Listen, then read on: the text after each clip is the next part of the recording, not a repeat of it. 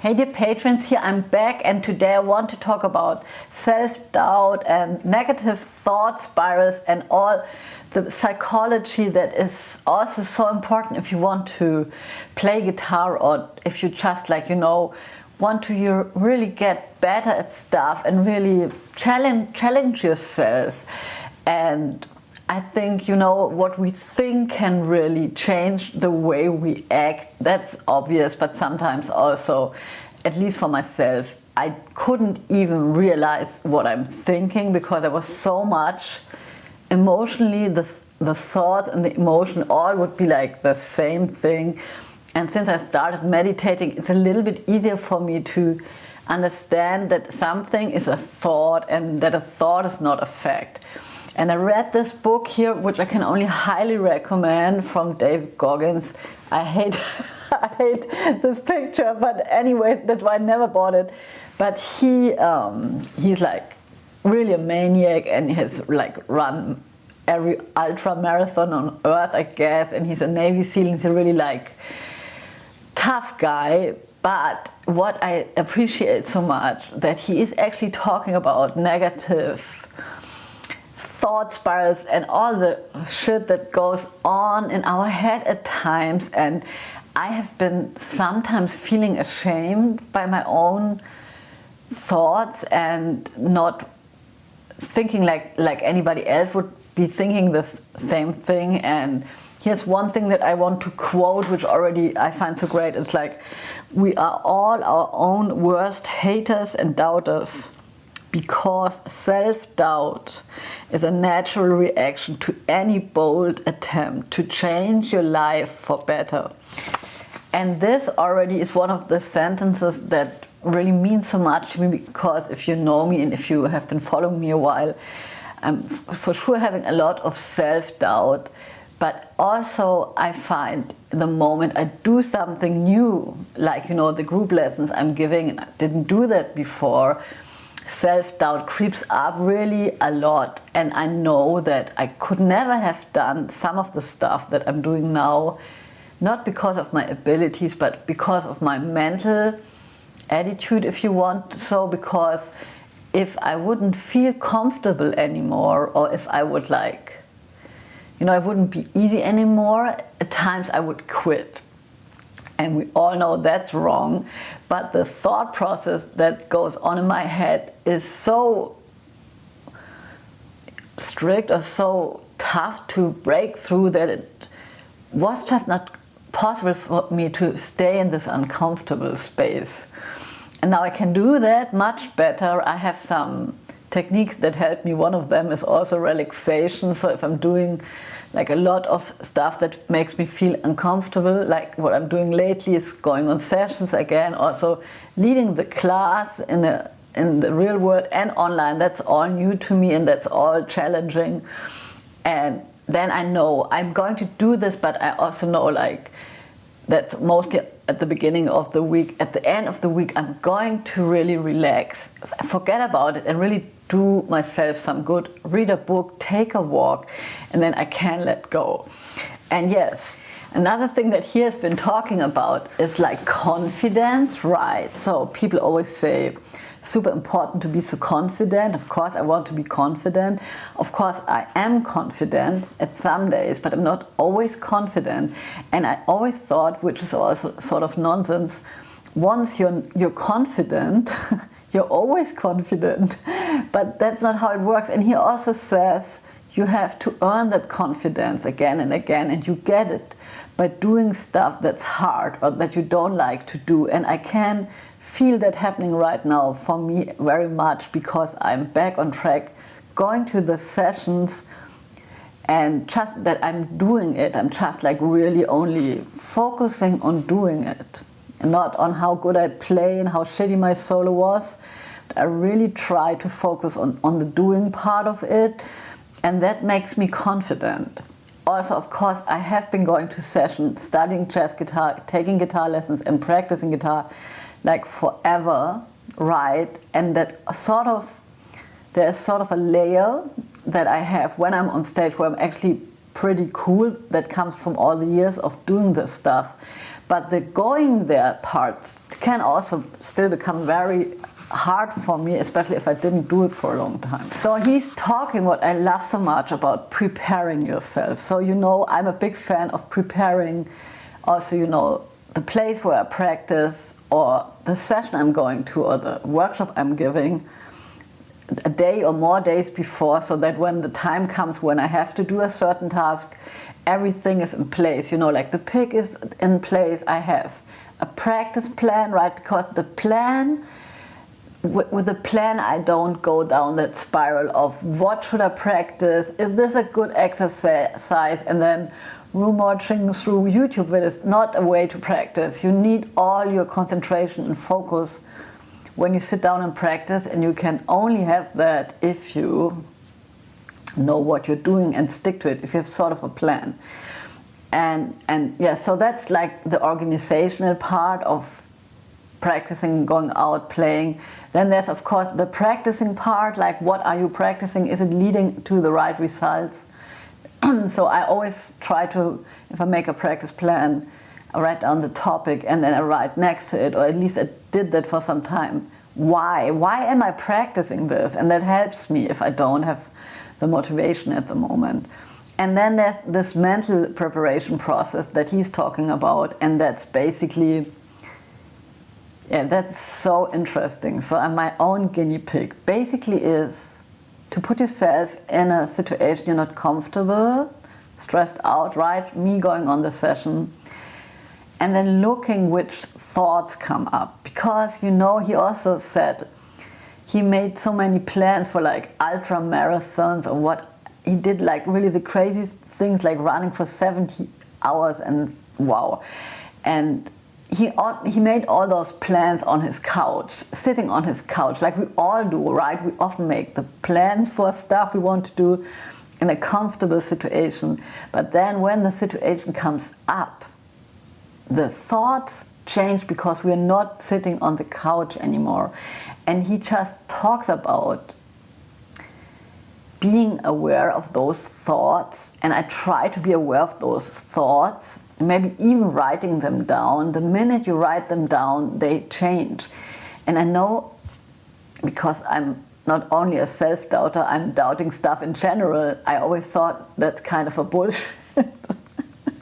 I'm always thinking with all this stuff that's kind of a bullshit exercise, but on the other hand, when you write it down, it really loses so much power. And I can tell you, some of the thoughts that I realize come up when I'm going on the session. So why? Always why? Why am I going there? What's the point? And then also, I can't make any money. Doesn't have any immediate result. I did that for many years. Why? And it didn't help me with anything. So why? Then I'm tired. I want to go home. That's a big one. And then also, very good that I found this thought is, I will never keep up this routine of going every week, right? That's the plan, going every Wednesday. So I'm thinking, I will never keep up with this routine. It's too exhausting, so I can already quit now, because I'm not going to keep it up. Then while playing, I had this thing about hating my own comping, and I'm going to make a video about comping. And just like, getting so much in my head. But also on the other hand, I have to say, I'm not working on my comping, especially not with a rhythm section. So I'm also taking it seriously and thinking, okay, this is something that I need to work on. And then another thought is, I can't handle the amplifier. Oh my God, this is one of my thoughts that I'm really ashamed of, because the amp stands on the stage, but it's not mic'd, it's not over the PA, so it has to be basically loud enough that the people at the end of the room can hear it, and in B flat it's always packed.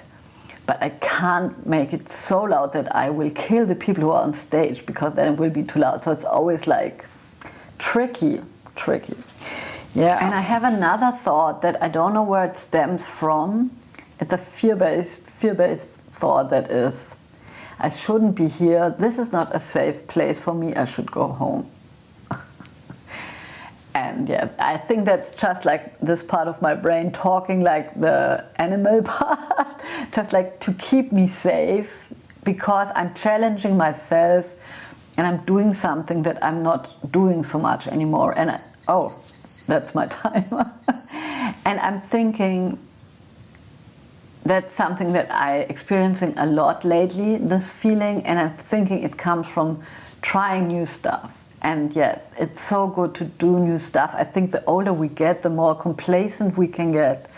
And we have to be really honest and really evaluate if we do something in a different way, right? Because if you do the same thing in the same way and expect different results, that's idiotic. It's idiotic.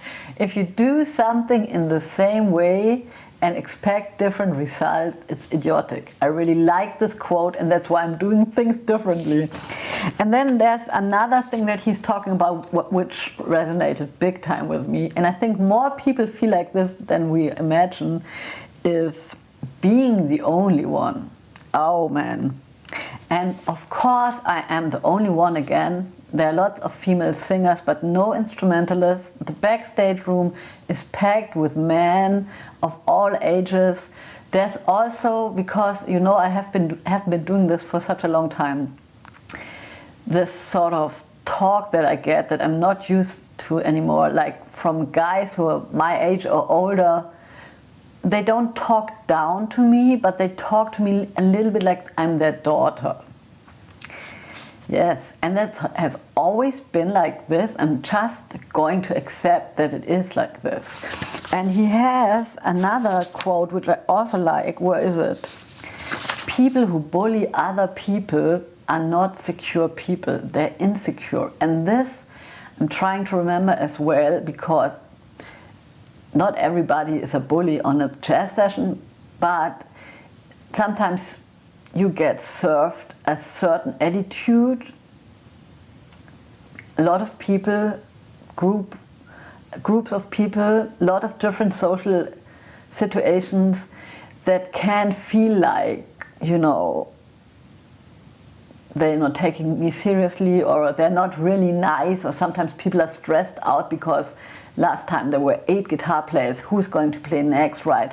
And then people are really stressed out before they go on stage because they don't know what they're going to play maybe, and they want to play good, and then the tension is really high.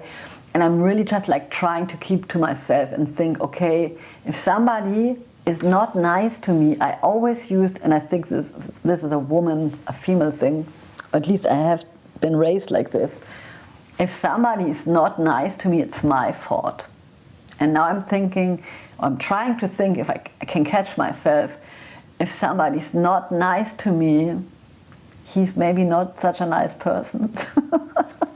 Okay, and so this is really interesting with the being the only one. And he says, and this is the conclusion, we can think we are the only one, and this hinders us. It hinders me to be a part of the jazz scene, and you know, like I'm the only one, and then it's impossible. But he says it's just the other way around, right? So I'm stopping myself, and it's so true, I'm stopping myself, and at the moment I'm so good at not stopping myself. I'm forbidding myself, or I'm not letting myself do certain things, and with that comes not caring so much what other people think. And of course I care what other people think. It also depends in which social context I meet them. But I really need to not care. And one other thing that I very often think, if I get advice, unsolicited advice, or people judge me, I think, have you been standing on a stage and playing jazz guitar? Are you a musician? Are you making a living by playing music? Have you ever been in my position? Not being a woman, but just like, you know, being on stage and playing. And if this person hasn't been doing something like this, I'm not taking the advice. because maybe in their head they have some fantasy how they would do it, and a lot of people are very delusional about that. I'm really trying to say I'm not taking your advice. And the next point, the last point, very good point, is the unseen work. So when you practice at home and the endless hours that I have been practicing, nobody sees me and nobody is patting on my back, but I know that I did that. That can also have a sort of an effect which is hard to describe, because I sort of subconsciously know that I did all that work, and I also know if I feel really bad on a session or something happens where somebody says something that really hurts me, one thing I know in the meanwhile, I'll be back, you know, I will come back, because I've been coming back since I'm 18 years old.